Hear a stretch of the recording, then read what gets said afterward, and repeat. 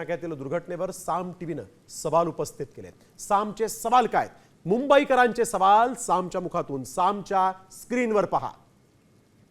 उघड्या मॅनहोल भोवती बॅरिकेड्स, धोक्याचा इशारा देणारे फलक का लावले नाहीत? पहिला प्रश्न साम टीव्हीचा। निष्काळजीपणा करणाऱ्या अधिकारी आणि कंत्राटदारावर सदोष मनुष्यवधाचा गुन्हा दाखल होणार आहे का? मृत व्यक्तीच्या कुटुंबाला प्रशासनाकडून आर्थिक भरपाई दिली जाणार का? भविष्यात अशा दुर्घटना टाळण्यासाठी काय पावलं उचलण्यात येणार? 9 वर्ष झालेत, अद्याप एकही पाऊल उचललेलं नाही। इंटरलॉक जाळ्या गिळलेल्या आहेत, त्यामुळे आता काय पावलं उचलणार आहे ही महापालिका, हे पाहणं महत्त्वाचं आहे। ही व्यक्ती आपण बघतोय कशा पद्धतीनं घरातून बाहेर पडली, मुंबईच्या रस्त्यावर या खड्ड्यात त्यांचा मृत्यू झाला।